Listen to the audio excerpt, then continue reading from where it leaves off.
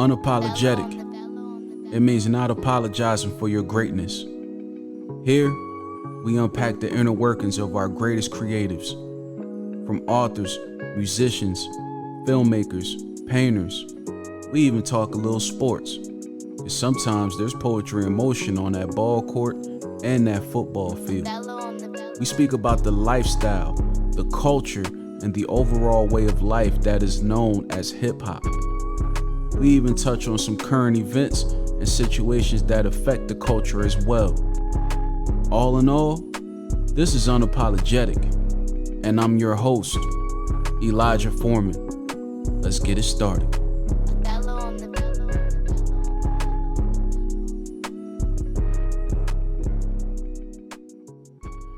Yes, this is Elijah Foreman, and this is the Unapologetic Podcast at the Table edition.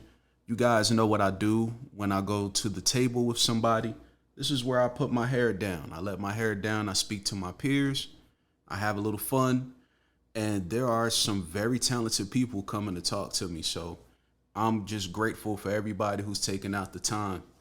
This week, I have a very talented young lady talking to me today. And my thing is, what caught my eye with her is the fact that she has gone through the best of both worlds, in my opinion. Coming up in Queens and living in New York at a time where like the 90s, early 2000s, and all of the culture that was going on at that time. And then now living in Atlanta and witnessing all of that culture. To me, is really the best of both worlds. And I know there's a ton of stories or memories that she's been able to put together throughout both places. So without further ado, if you don't know who I'm talking about Miss K.F. Johnson. How are you today? I'm good. How are you? Thank you for having me. I'm doing well, not a problem. So talk to me. Let's start at the beginning. How was New York as a young person? What was New York like, especially coming up in like your teenage years? Well, I'm flattered that you think I'm as young as growing up in the 90s. However, I started college in the 90s. Well, So excuse me. I'm I'm a sorry. 70s baby. There you go. All right. Well, see, that's even better because at that time, I have a lot of elders that, I grew up around uncles and aunts that always told me that New York was not the place that you see right now back then. Uh, well, honestly, I've been living in Atlanta for so long. I do go home frequently. Well, since COVID, not as much as I used to. But I typically go home, every year. All of my family is still there. My sisters and my parents are still in New York, and a lot of my friends. Um, the main differences are just, transit and the way things have turned out. Really, I think since COVID, like that's my understanding, is that it's worse now than it was then.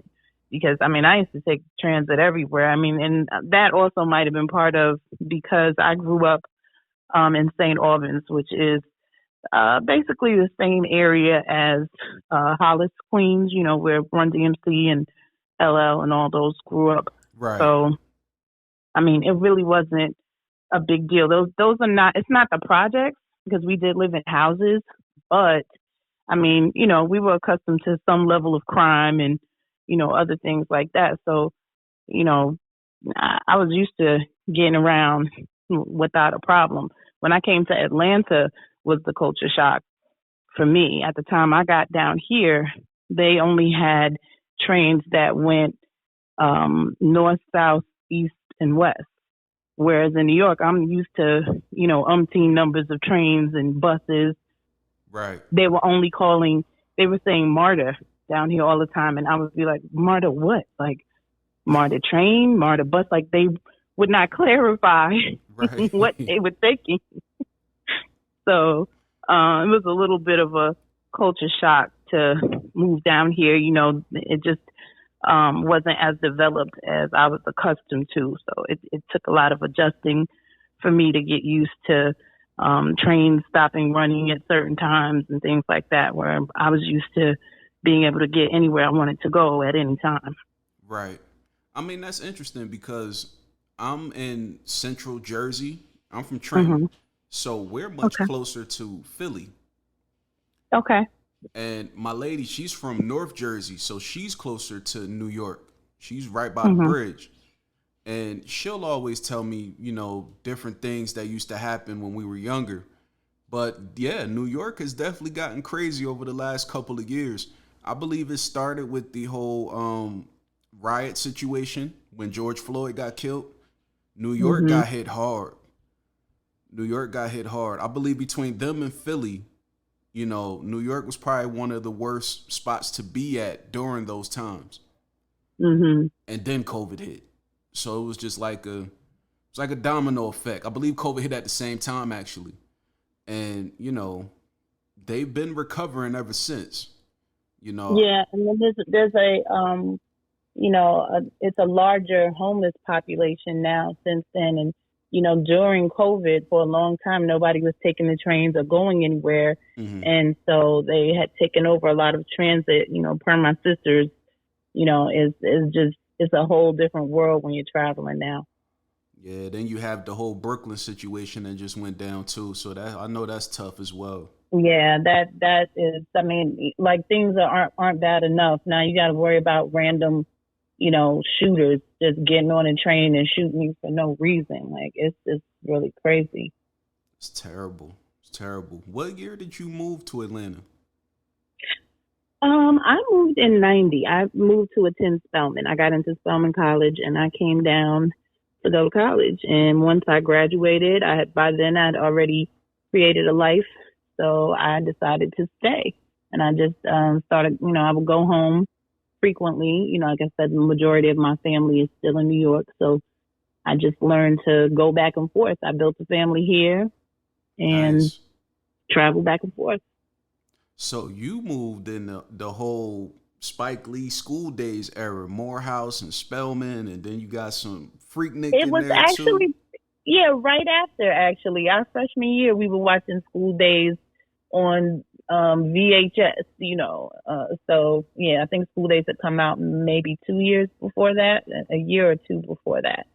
So yeah, that was back when Freaknik was actually a picnic, and it was more fun and partying than it was strippers and people too old to go to college trying to go Freaknik. It's crazy because when I talk about this on my show and then people find out how old I am, people look at me like, "How do you even know about these events?" I'm like, "Look, man, I was one of those kids trying to sneak into events like this. Like, you Mhm. ever you ever had a friend that had a little brother? She's like 14 and he's like 7, but he hear all the music in the basement. He gonna go see what's going on down there. You ain't gonna keep him in his room.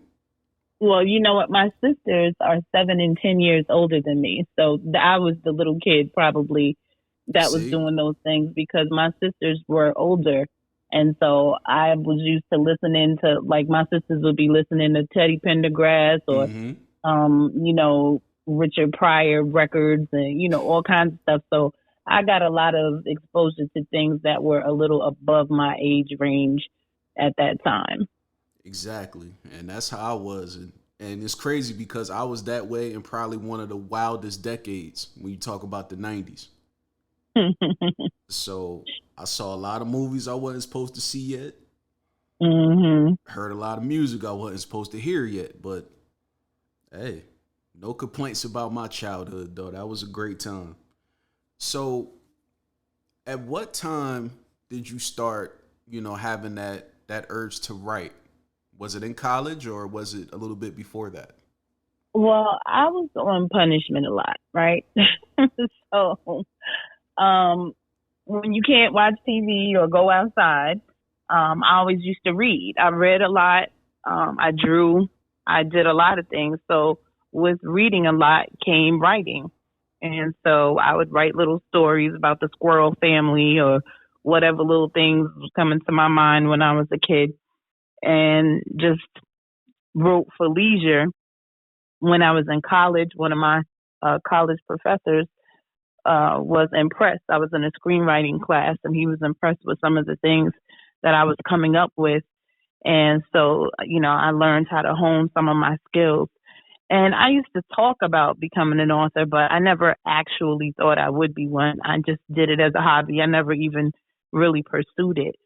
But my now husband, then boyfriend, he said to me one year, he was like, haven't you been writing like a book?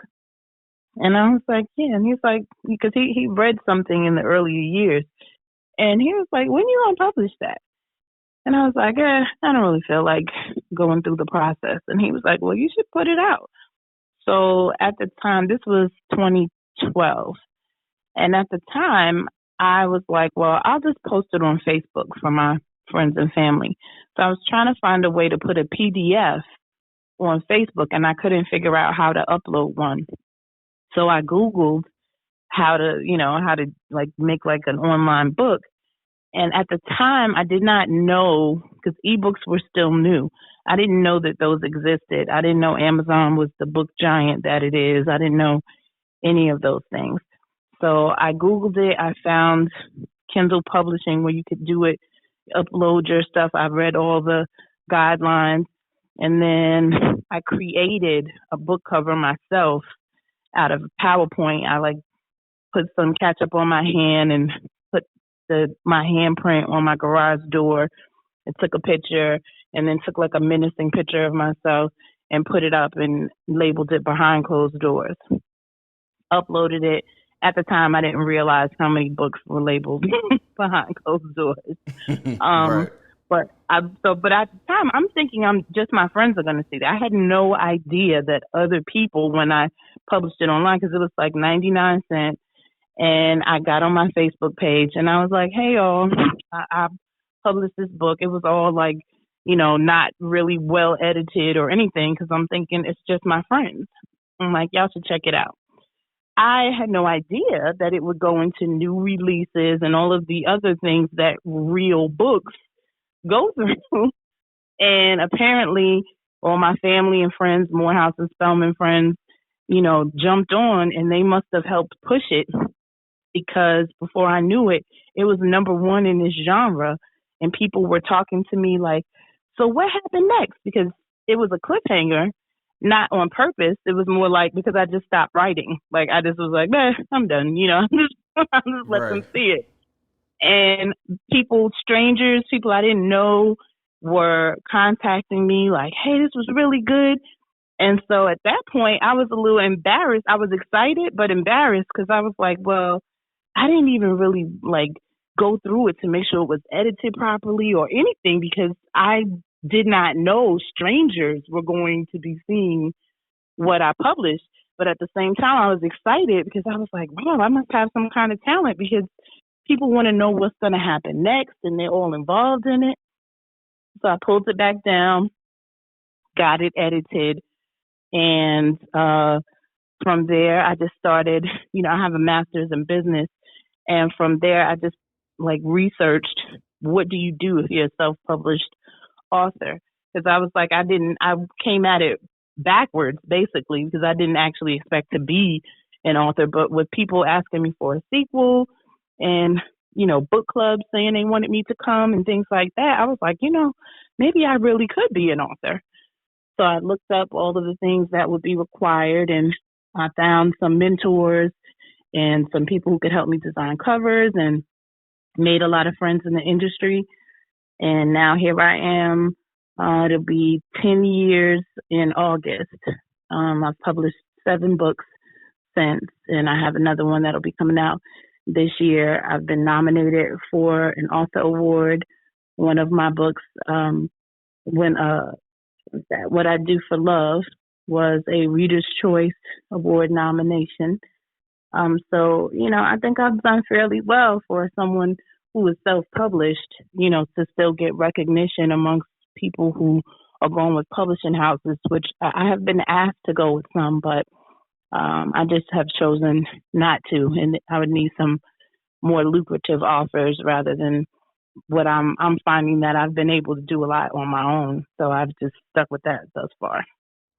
That's amazing. And you know what? One thing I learned is strangers are going to gravitate to your book way before family and friends do. And I think that maybe is the case more once you start seeing success. Like once I started becoming more notable, and I mean mhm. I'm by no means anybody's household name, but I'm more notable now where I'm recognized sometimes by certain people and Oh yeah, definitely. in the industry a little bit. But in the very beginning, if not for my friends and family, I would have never, I don't think, become a real author. I believe that it was not just people seeing that it was a new release, but I believe it was the push of all of them going to purchase those books because they didn't even know that I was writing. And just for their love of being like, oh, what? You wrote a book and then going to check it out. I think that's the reason why it rose on the list so fast.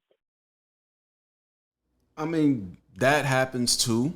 And I'm not gonna sit here and act like certain family wasn't gravitating to my work early because they were.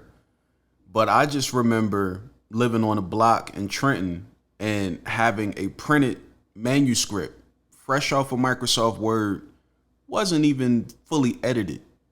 I just wrote it, I printed like 3 copies and started passing them to my neighbors. And I remember one day, I think it was a Saturday, everybody's outside, it's summertime, and so many people came running back to my house like, look, you need to put that out. And these are people that, I've known for a little bit, but they wasn't necessarily family. Hmm. So, to hear people that I just met telling me I need to put it out, I said, yeah, it's time to put some work into this whole publishing thing.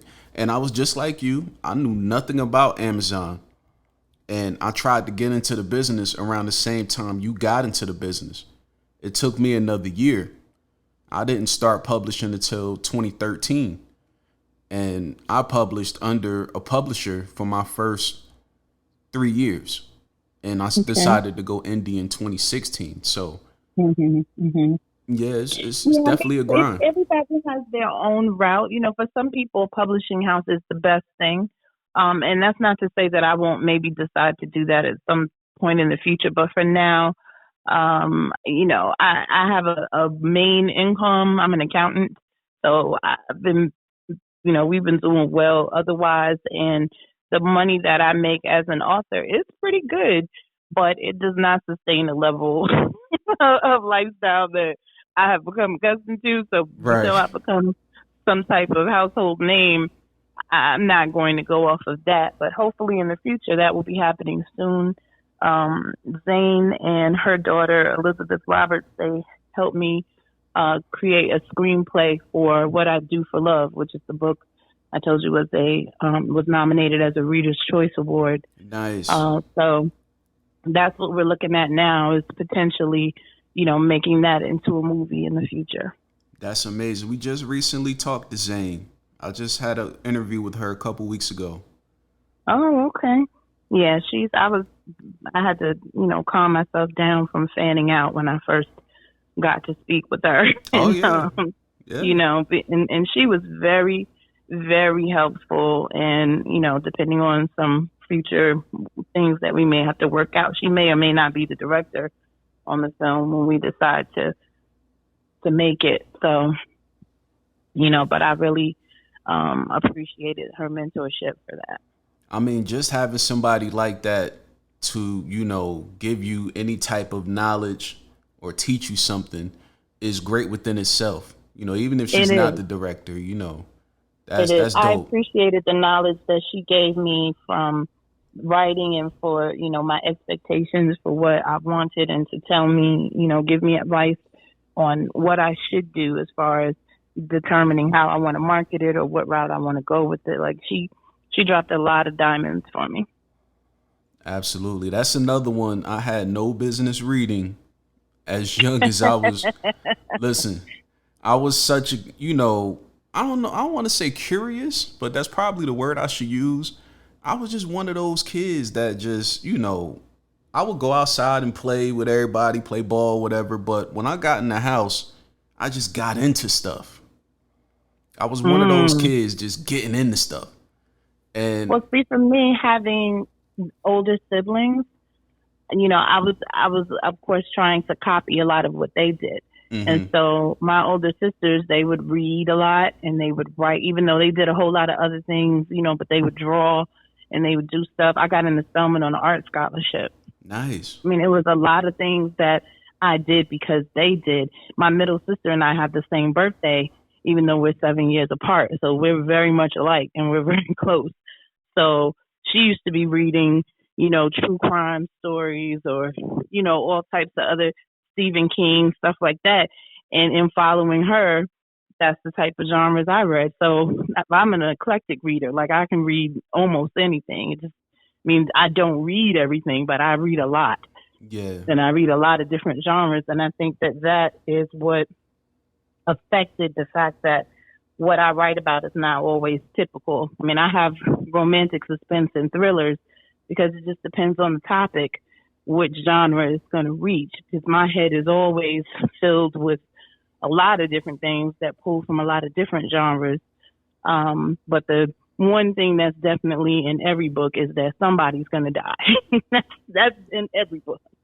I think that's the best part of when we put that creativity, that creative switch, when we flip that, that's the Hmm. best part of what we do because the cliffhangers that I see in a lot of these books that are out now are Hmm. amazing. Hmm. When you can put a spin on something and it's Yeah. almost like as you're reading it, you can picture watching TV as you're reading. It's like it's a show.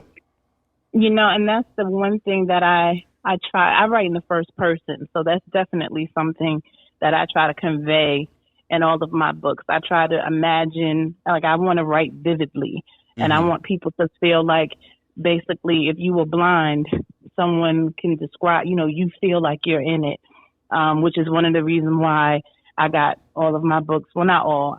Six of the seven are an audiobook because that's also a big portion of readers that some authors don't touch, but Definitely. a lot of people read audiobooks because they want to hear it. I mean, depending on the type of genre you write, the type, whoever you have reading, is important depending on the type of characters. And if you're reading the first person, then who's going to do that is very important. But to me, that's just the stepping stone to movies. Like you go from paperback to ebooks to audiobooks, and the next step is a movie. Pretty much. Audiobooks is the next step for me. That's something I haven't touched yet. And I probably should have done it years ago because I'm 29 books in on Amazon. Oh But, wow, you I'm know, impressed. I appreciate it. But see, the mistakes I made coming up in the industry is something I love to speak about with my platform now to younger authors because I was so eager to get into the business that by 2014, 2015, I had a couple of bad deals, and Mm-hmm. I was just signing stuff. And then it got to a point where I had two deals that I was under, and I had read an article from Kawan, and I saw that he had a deal with St. Martin's Press, he had a deal with Urban Books, and he had just started his own company. So I'm like, yeah, I could do that. I got enough material out, and I'm working on enough stuff. So that's when I decided to go indie. And the two companies, Listen, I love his books. He was one of being an author myself. Some people think I'm not, I wouldn't be giddy about it, but I'm the type. If I read your books and I like it, I'm gonna read everything. I'm gonna just right? keep seeing what's next. Let me pull another one. Let me pull another one. And Animal, that whole series, I was hooked. I was like, boom, I'm getting everything you got. So when Definitely. I see him at book events, I mean, we're friendly now, but when I first saw him, I was like, yes. And then Omar Tyree, he said to me on Twitter that he liked one of my book covers and, it looked interesting. And that was in 2012. So I was new. I was new. So I was just like, what? Omar Tyree? Like, Amazing. you know. So I'm like, I stand out. So to me, it's very flattering when people come up to me and they're excited to meet me, like I'm a celebrity or something. I feel like so much joy that they like my writing that much.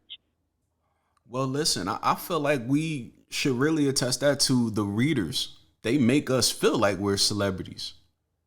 They do. They You do. I mean, know, that's the thing I love. You know, when people are in my inbox, like, oh my God, I saw this and this was so good, and you know, I have a book club that I'm supposed to be going to in May, and one of the book clubs that invited me out, they actually performed a skit from one of the scenes in my book. They put on a whole performance. And I'm like, you know, when people go the extra mile like that, like you have to appreciate their effort. You have to appreciate how much time it takes them to do that, and that they are validating your talent like that. well, listen, this is my personal opinion. If it's not Zane or Urban Books or St. Martin's Press or somebody like that, keep going indie because you're already at the position where, you know, you're just talking about your job. So you have the money to invest in yourself. You really don't need anybody buying any covers for you or paying for any editing. You're on the right path already. Yeah, that's something that Zane also encouraged, because when she came out, she was indie and she dropped a lot of jewels about that also. And Hmm. considering that I'm still planning on writing, but like I said, I want to hopefully move into, you know, some screenplays. That's a different way of writing, but you know, if I can get them changed, that's just, you know, some of my biggest influences, like Carl Weber. You know, I watch a lot of his stuff, and I'm like, I love to see that the books I love are turning into movies or series. You know, that family business. I've read all those books. So watching it on, I you know, watched he that has too. a weekly series. I'm like, because I mean, it pretty much follows along with the book. So books rather plural. But you know, that's just more inspiration for me, you know, to get on my grind, because I mean, you know, all of us want to do something that's going to differentiate us in some way. And there are a million authors. So even if I'm not a household name, I just want to be someone where a lot of people would recognize it if it's said, you know? Absolutely. Absolutely. I'm really studying right now, very aggressively on how to properly write a screenplay because the Mhm. first thing I ever wrote was a script for a stage play when I was a kid. Mhm. I was like 9, 10 years old. And that's the Okay. only one I've ever done. So you're talking about 20 years later, me trying to pick that up again. So, Yeah, I agree, because that's the screenplay. Screenplays are what got me recognized by my professor, but I have not written any since college, and I wish I would have stayed on it, because I would have saved myself. I mean, on one end, it was okay that I had to spend some money because I got Zane and her daughter on my team to do it, but I could have saved myself a lot of money had I known how to do it myself and just right. use their mentorship for it.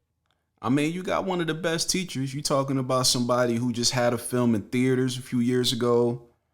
The Right. She had a show on Cinemax. Like, you know, she's been She did. doing a lot of Same different Sex things. Chronicles. Yeah, well, just that connection in and of itself is a plus. So, you know, there's no downside to that. The only thing would have been to save some thousands. That would have been good. Which that's what I'm looking forward to in the future. And basically everything that I've done is something that I started out paying someone to do because I didn't know how to do it, and then I learned how to do it. Like I created my own website. I designed my website. It was designed by me. I've made what four or five of the books, all the books that I've published thus far, the covers. You know, I make all my promotional stuff, and I've designed a lot of things and figured out how to do a lot because I have my own publishing company. I'm my only author under it. I keep getting people who would like to be under my publishing company, but I don't want to be the way that a lot of artists who have their own record label, you know, are, Hmm. where they take on people, but really they're trying to establish themselves. I would rather establish myself and be at a point where all I want to do is, publish other people. But right now, I'm just trying to get myself elevated. So I have my own publishing company because for tax reasons, for one, and for two, because when you do, it establishes you more. I created my publishing company in 2016, and since then, a lot of people, I think, had I not done that, I would not have had some of the nominations that I got for awards because I think a lot of people are jaded by seeing that you're with a publishing company as opposed to being indie. So Yeah. I used to have my publishing company on the cover of my books, and people would purchase them that way because they just assume it's a new publishing company, and then they'll look at it. But then that's just me, you know. Right. Definitely. And I think that's what comes from that is really back in like 2013, 2014 when I came in, there were a lot of so-called cliques, but they were really companies. Like Mhm. back in the day, you had Bankroll Squad for one, which my publisher had a sub company under Bankroll Squad. So when you look at one person, which was David Weaver, signs about 8 people, they all sell a lot of books, and he looks at each one of them and says, you know what? All y'all are getting ready to have a company. You never know what type of chain that may create, which it did. It created a big one. You Right. know, Leo Sullivan did the same thing. Then you had like G Street and Cash. You had a lot of people back then that had these big families, so to speak, of Yeah, authors. unfortunately, Leo Sullivan still has a lot of trouble Oh right well, yeah, now. we ain't gonna talk about that. Yeah. That's a Yeah, reality but show in itself. that is for sure. And that's one of the things that I was like, "Ooh, I'm glad I'm not with the publishing company." No disrespect to him specifically, but just seeing the fallout from, Yeah, from his angle and from theirs, like it's just very messy. I know a couple of ladies that were signed to him at the time when all of this was going on, and Yeah, he started an app. He was trying to put books on his own app, I and know. I know the situation. I know a few of them, and I don't know yeah, if you knew Ebony Abbey before she passed, but uh, not she was, personally, but I knew her. I knew who she was. yeah, that was my really good friend. She was my first mentor into the industry because she was the president of Diamante Publications. And when I got in, I didn't know anything. I didn't know anything about the different publishing houses because when I would read a book, I just read the book because I either liked the author or the book seemed interesting. Hmm. I never even looked at who the publishing houses were, or I really Yeah, didn't care. I mean, I would know some of them if they were big, but other than that, I definitely did not know the, primarily black industry publishing companies. And she schooled me on a lot and let me know who's who. And, I learned how to navigate through it based on a lot of the information that she gave me. definitely. God bless. Rest in peace to her. Mhm. Yeah. Definitely. You know, it's tough, man. When you look at situations like that, there are people who take on so much weight and don't know how to deal with it, but continue to try to take on the weight, and then you end up in situations like that. Right. And I feel like, he probably should have just stuck to like 5 authors. I Five, mean, maybe 10. I won't speak on that man's position because I only know Me too. one side of it. I don't really know his side of it. I Right. know what I have seen play out on social media, which was pretty ugly. I mean, it still comes up every few months. Somebody has something new to say. Is it still out Um, there like that? and it dies down, but like I said, every few months, Wow. something else brings up. I'll see on social media.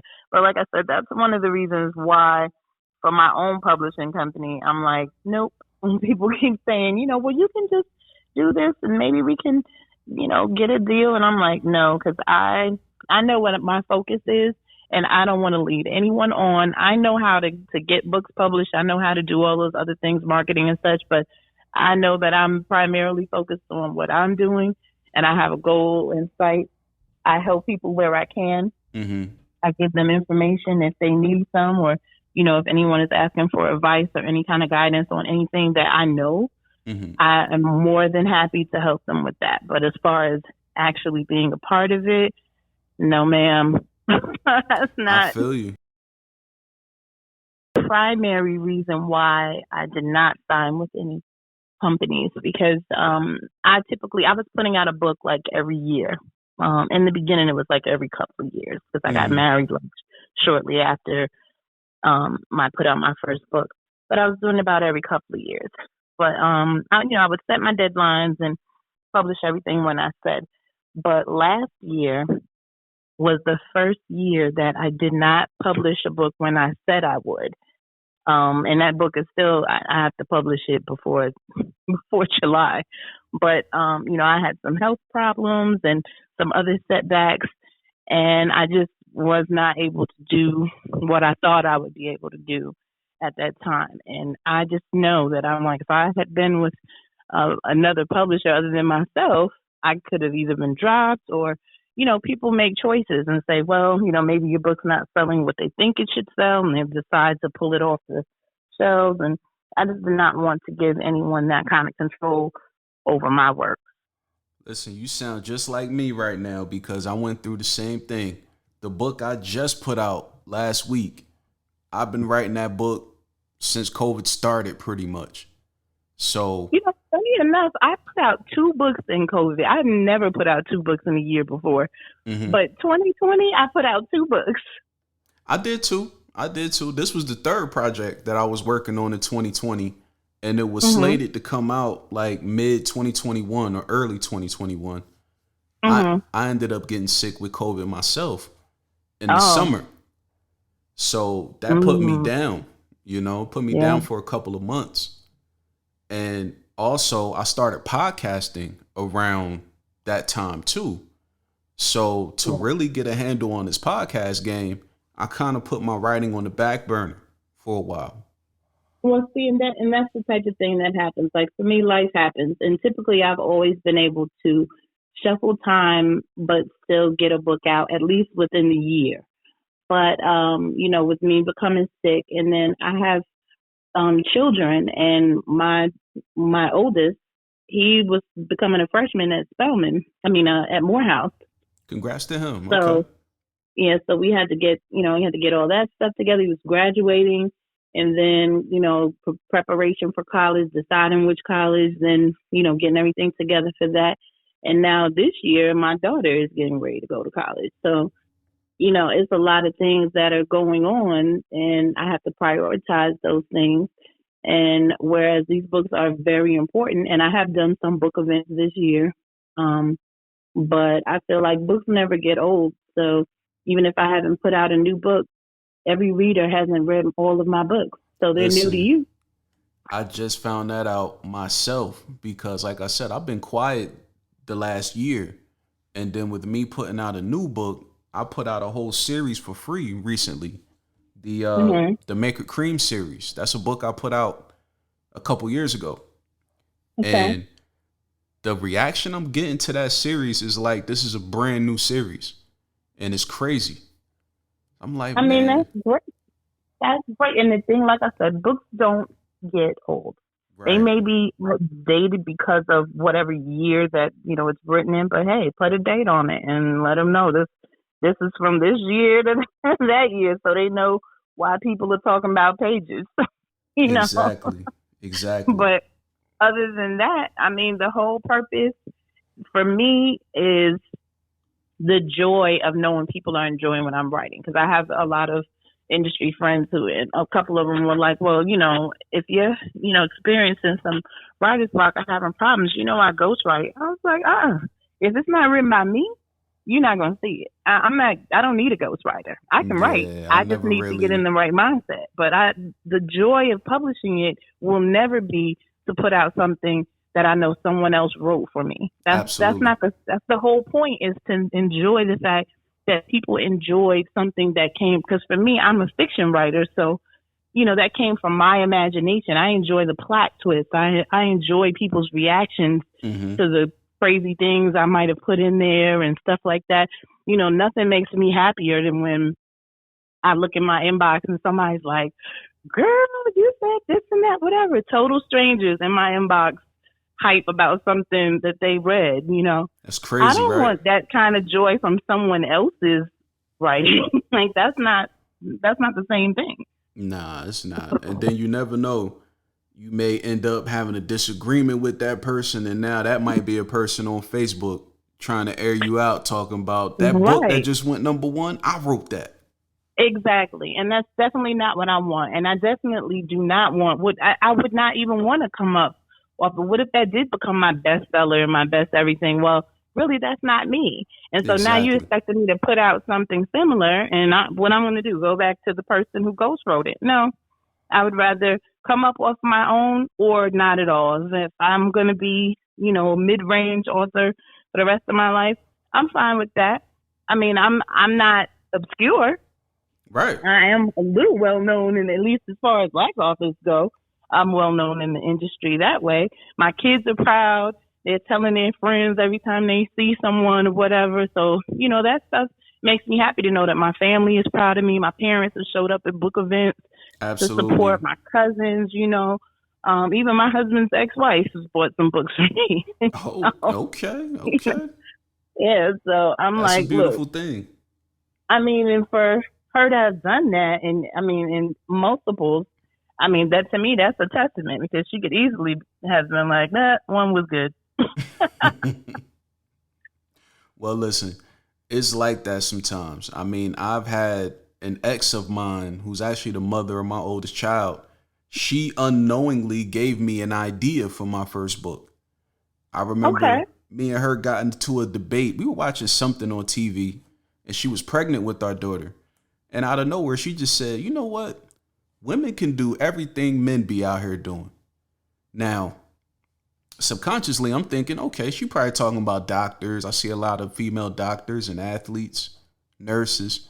She said, "Nah, I'm talking about the street shit. I'm talking about women are better pimps, women can be better hustlers, and women can be better killers." And I looked at her, said, "Oh, this is random."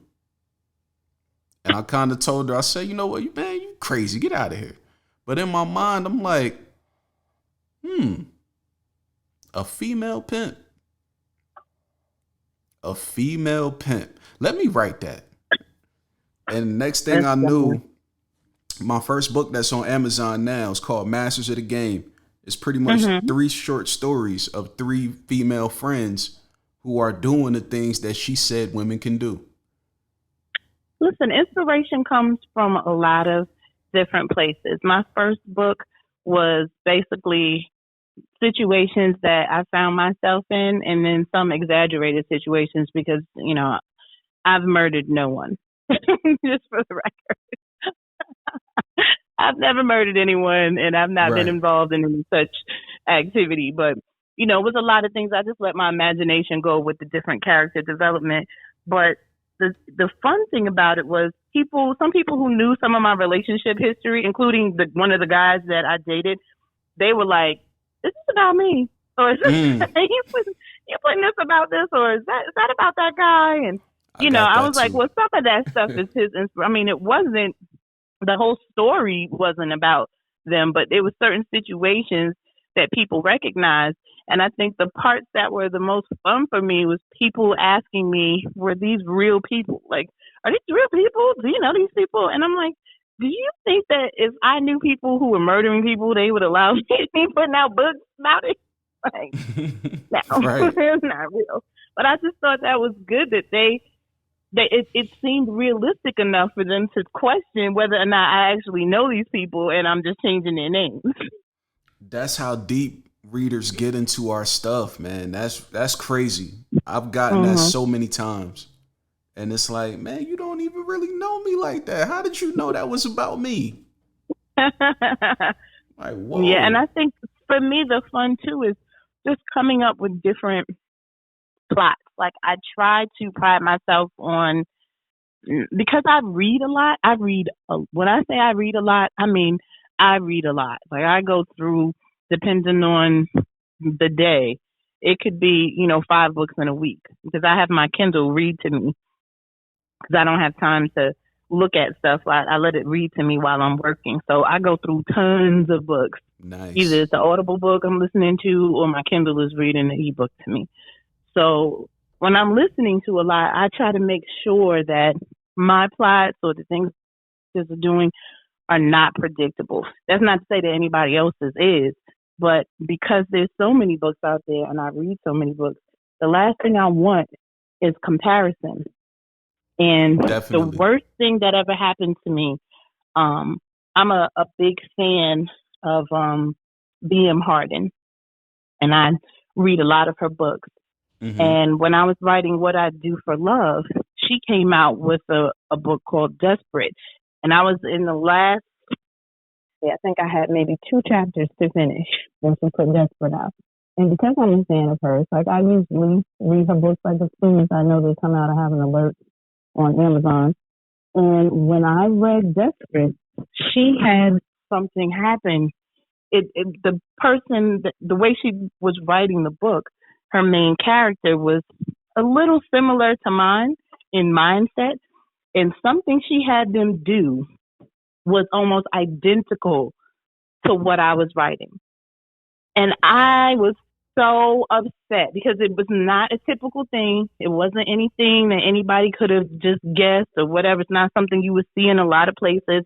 And the mode that I was having this person do to assault someone, I called my girlfriend crying. I was like, oh my God, I have to go change so many chapters because I cannot put this book out with so much similarity to her book because people who read her books, I'm a similar genre because she's like psychological thrillers. Right. And I was like, oh my God, but I was so heartbroken and upset because I had to go back and take that out. I mean, she was like, well, you can still put it out, and I'm like, no, because my book is coming out after hers. And I have read her book. So I don't want those kind of similarities. I don't want people to think that I'm copying off of what she did or, anything like that. But it took so much for me to think up the whole plot, and then now I have to go back and revamp all types of things and any mention of those things. Yeah, it's like that sometimes. I actually had a situation like that too. And this was years ago. This was like 2014. And I remember I'm a big Martin Lawrence fan. Martin Lawrence is somebody I grew up on as a kid. But one time I wrote a book. This was my Married to a Bitch series. I have a book called Married to a Bitch. This is part two. And there's a scene where the main character, Andre, he wakes up and he's in the house alone, but he smells something cooking. So he's like, what the hell? Who was in this house? Then he hears the smoke alarm go off. So he jumps up. And when he jumps up, he heads downstairs.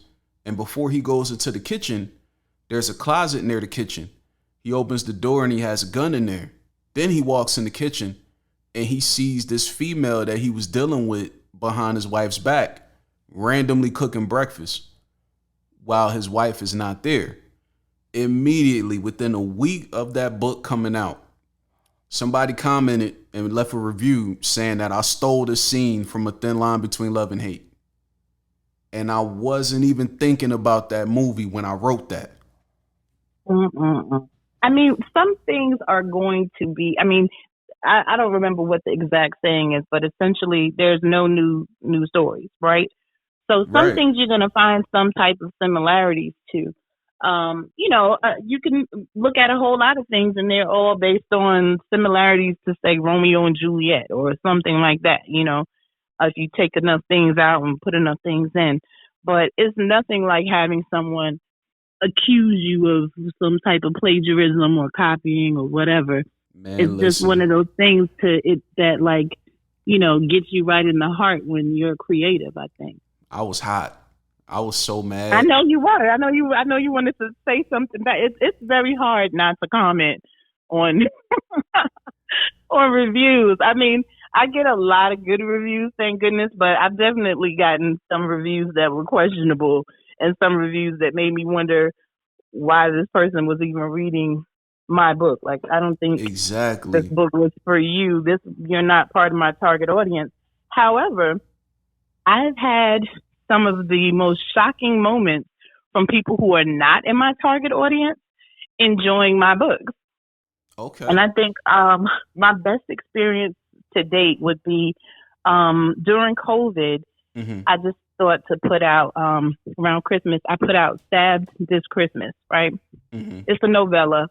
It's a short book, but I had a little story in my mind about a murder. Well, not a murder, a stabbing at Christmas, and it's like I don't know, maybe like a 2 or 3 hour read. So I put that out, and I got someone said something to me um online and was like, "Oh, look on YouTube. There is a place called the Burn. What is it called? The Burn Read or something like that." Mm-hmm. Hold on one second. I don't know if you can hear that.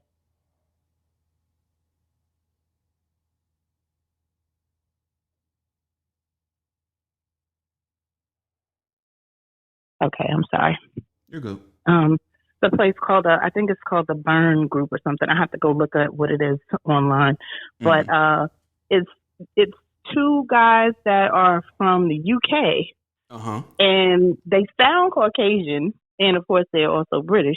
But what they typically do is they pick a couple of books and they decide, they either say it's bad or good or whatever. They pick them based on the titles if they think they're going to be funny or they think they're going to be trash or whatever.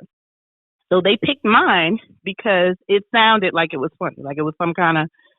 They thought they were going to get a book that they were going to trash because "Stab This Christmas." It sounds like some kind of satire or whatever.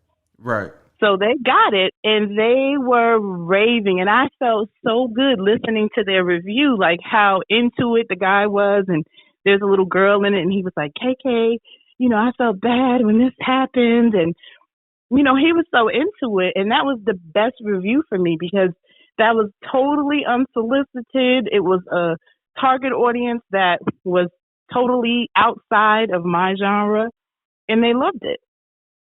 That's amazing. That's amazing. Well, I see why. Because when you see a name like yours, as far as your publishing company goes, One Iron Woman, you really got to be an Iron Woman. Well, listen, when you go to Spelman, they teach you strength. If they teach you nothing else, they teach you that women can do anything that a man can do.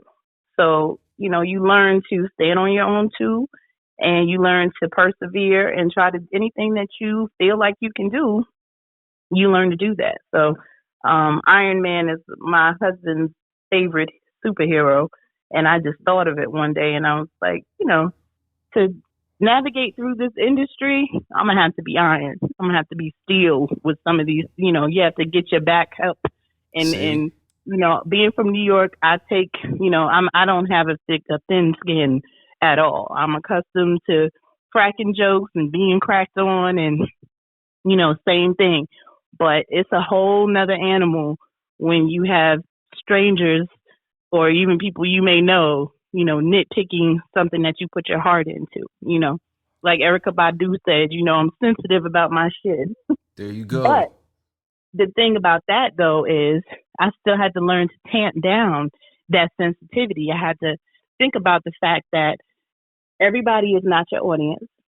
So Mm-hmm. no matter how great your book may be, everybody is not going to like it. They're just not. It doesn't matter. Even your best readers who love the books you put out, may not love everything. I'm a huge Stephen King fan. I don't like every book he's written though. Some books I've read and I'm like, that could have been better, or I didn't necessarily enjoy that one. And then Right. other books, I'm ranting and raving about it. Neither one of those opinions makes him a bad writer or whatever, just because I maybe didn't enjoy this particular book as much as I enjoyed some other books. They don't deter me from buying more books of his, though. I'm like that with James Patterson. Yeah, James Patterson is a good one, too. And I think, that's the one thing I'm glad that my parents got us into is what we would do when I was little is we would walk to the library, and that was fun for me on the weekends because that would be one of the fun things we could do. We go to the library, and I could go in there and pick out, whatever my little favorite books were. And once I turned to the age where I can get to get books that were an older books, I was so excited. Like my first job was at the library. I was a clerk, a file clerk at the Fresh Meadows Library in Cleveland. Okay, check And you out. I was reading all kinds of books that I had no business reading because I was in stacking books. So I Right. would sit back there and read. That's how it is, man. I'm telling you, when you're a kid that's really impressionable or you're curious, you're gonna find hmm some stuff that you are not supposed to be reading yet. Yeah. And then by I the mean, but time you my get to that imagination, age, you already know yeah, about the book. my imagination got really good because I was either on punishment or just reading a lot. I mean, either way, I just learned to expand in it also in reading and reading from different genres and different people, different, black and white backgrounds and such. Um, I learned a lot about not being in my own bubble because you don't know what's outside of what you don't know. You know, to me, New York is New York, and I did not realize outside of New York, people didn't do certain things a certain way, and people didn't act a certain way, and I didn't even know that names of things could be something different. Like Right. crystals in New York when I was growing up was a nightclub. It was a nightclub in Queens. Hmm. So when I first came down to Spelman, one of my dorm mates was like, "Oh, did you want to go to Crystals with us?" And I'm like, "Yeah." Here I am. I'm dressing up. I'm putting on all my best gear. Like, yeah, okay, we going to Crystals. Yeah, Crystals. It's like White Castles. I did not know that it was like a burger place, Okay. right? I had no idea. So they looking at me all crazy when I'm coming to get in the car. They're just giving me these faces. I'm like, why y'all looking like that? They're like, why you getting all dressed up to go to Crystals? I was like, what are you talking about? First of all, They were like, mind your business. Crystals? Maybe I might want to get with the cashier. Who knows? I was so embarrassed though because I was like, what? Crystals is what? I'm like, oh, it's just like White Castles with like mustard. And they were cracking up. They're like, what did you think Crystals was? I was like a club because I was 17 when I came to Summit. Right. So I was like, I thought it was a club. Like it's a club in Queens, and they were cracking up. And from then, I started realizing like it's not always the same. Like it just never dawned on me that And see, you maybe need to check some things. and this is why the kids of today are spoiled because it wasn't no Google back then. You couldn't just search a place in Sure could Google not. and find out what it is. Sure could not. Not at all. You couldn't even get a map. You got to pull out one of those paper maps and follow that to get to where you're going. Yeah, that's when you had to get a real phone book. Right. That's crazy, man. Listen, before we get out of here, I want you to tell me what are your plans for the rest of the year or maybe 2023? Do you have any new projects coming? I do. I have He Made Me Do It. That's the next release. That's going to be out hopefully in the next 60 days. Okay, early That's summer. the Okay. project. Yeah, that's the project that I've been working on for the last year. So, it's going to be my first standalone. All of my books so far are 2-book series, Right. and this is going to be my first standalone. Um, I'll be going to the Atlanta Kickback that's going to be here this summer, July 16th. That's one of the biggest book events, of the year. You know So what? I'll be at that. Those ladies are going to beat me up. They've been inviting me to that thing for the last 2 or 3 years. I haven't gone yet, but next year, Mhm. I just told both of my authors too, I'm going to make it a point to where we're going to make like a little tour out of this. We're going to do about 6 or 7 events. I'm going to bring my books and the podcast out. So, Yeah, now I'm upset because I've only missed Atlanta Kickback once previously because it falls into the same cusp as my anniversary. So right. next year I'm gonna miss it because we're gonna be in Greece next year. So I'm not Oh, gonna be at wow. whatever date they pick. They always pick it usually close. It's usually between the 15th and the 20th, and my anniversary is the 20th. So I know I'm gonna miss it next year unless I get lucky and they make it early. Hey, the kickback ain't going nowhere. Greece sound like a once in a lifetime kind of trip.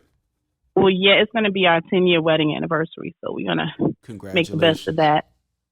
But yeah, so I'll be doing the kickback. Like I said, we're in talks about turning What I Do for Love into a movie. So I'm not sure if that will be any projects that we'll get by the end of the year or not, but that's one of the projects we're looking at. And What I Do for Love 2 is one of my only books that is not an audiobook yet. So we're looking at getting that in audiobook by the end of the year, like the rest of the books. That's amazing. That's amazing. Well, I'll definitely be looking forward to your next project. I'm looking at your catalog now. So before we get to that one, I got to dig into a couple of these other books you already have out. Please do. Definitely. So real quick, before I tell you to have everybody, look you up or where they can find you, shout out to the man of the house. Take your credit, bro. You like an Iron Man and all that. You got the Iron Woman Company. Take your credit. We deserve our credit.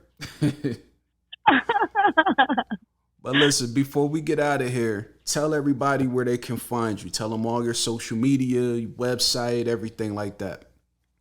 Okay, so my website is KF as in Frank Johnson Books, kfjohnsonbooks.com. And it has all the links to all my social media on there. So you can click any icon and get to my Facebook or my Instagram or anything. You can find my books on Amazon there or on Audible. But all of my names on social media are basically a version of my author name. So on Instagram, it's author KF Johnson. On Facebook, it's KF Johnson Author. There is an author KF Johnson fan page on there. So you'll get me either way. I suggest I still have a few slots open on my friends list for my KF Johnson Author. And even if you're not on my friends list, my page is public. But every day I post a HQ, which is a hypothetical question, and I just ask people, random questions about what they would do in certain situations. Sometimes it's specific situations, and I just ask their opinions. Other times it's about what you would do personally. So it's usually a lot of fun. It's sort of like how Zane does it, except it's not really Dear Abby. Every now and then I do get people that inbox me and ask me to post the HQ for them. And I'll usually reference that it came from the inbox. But for the most part, we just post fun stuff. It's fun. People come on there and say their little opinions, and some of them get put in Facebook jail for their answers. But for the most part, it's a fun go. That's amazing. Well, there you have it, folks. Real quick before we let Miss KF Johnson go, to the ladies, this is a prime example. If you have any type of goal or any type of talent, go after it. Because this is a rare treat that we just got tonight. We're talking to a boss right now who really tackled her goals and took advantage of her talent, and she's doing her thing. So this is an example that I want all the ladies to watch and really try to, use some of her tools and go after your own goals and dreams, because it's possible. It's possible. Women are proving every day that they can do what we do, and sometimes even do it better. So salute to all the ladies that may be listening to this show, and please never give up on anything you may want to do on any given moment. Okay? That's it for us tonight. This is the Unapologetic Podcast at the Table. My name is Elijah Foreman, and you know how we do every time we leave out. You're not supposed to be sorry for being great. I need you to remember that. I'm great. Miss KF Johnson is great. You're great as well. All right? We'll see you guys next time. Take care. There you have it, ladies and gentlemen. Another episode down, plenty more to come. I appreciate you for taking the time out to come hang out with me. And I'm looking forward to seeing you next time. Take care.